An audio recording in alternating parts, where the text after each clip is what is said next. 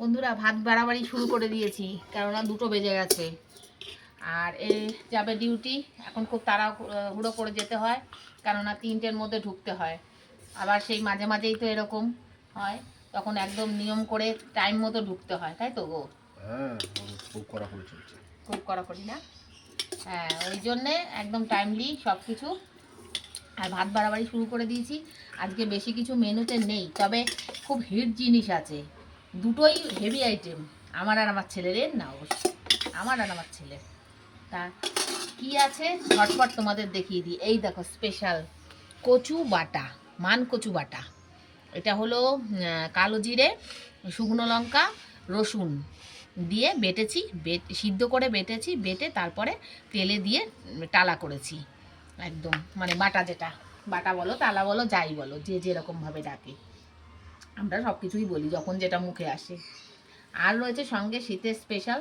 তবে আজকে মনে হচ্ছে ঠান্ডাটা অনেকটাই কমে গেছে, রোদ্দুরের প্রচুর তেজ মুখে এসে লাগছে।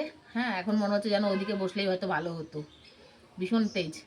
তবে আবার কি বলতো, যে কদিন রোদ্দুরটা আছে সে কদিনই আর কি রোদ্দুরে বসা, তারপর তো আর হয়েই গেল।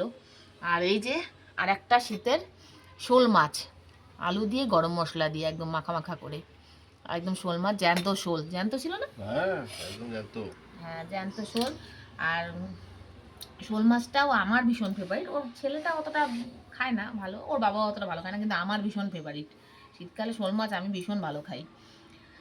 আর এই আছে ইসে, রোজই আমাদের একই জিনিস হচ্ছে, ভুলে যাচ্ছি আচারটা নিয়ে বসতে, আবার এনে লাস্টে খাচ্ছি। ওই জন্য তোমাদের দেখানো হচ্ছে না।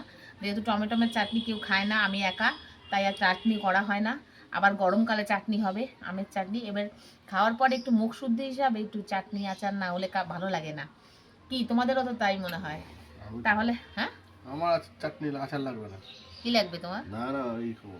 এই খাবে? হ্যাঁ, বলছে ঝাল হয়ে গেছে, কচু বাটা একটু মুখে দিয়েছে মনে হয় নিয়ে, বলছে ঝাল হয়ে গেছে খুব। ওতে ঝাল হয়েছে, নুন হয়েছে, বাটা ডালাতে ঝাল নুন না হলে, আর এই শোল মাছটা যে ওই ঝাল ফাল না হলে ভালো লাগে না, ঝাল নুনলে সমান না হলে। তাহলে খাওয়া দাওয়াটা করে নিই, বেশি কথা বলবো না, দেরি হয়ে যাচ্ছে ওদের।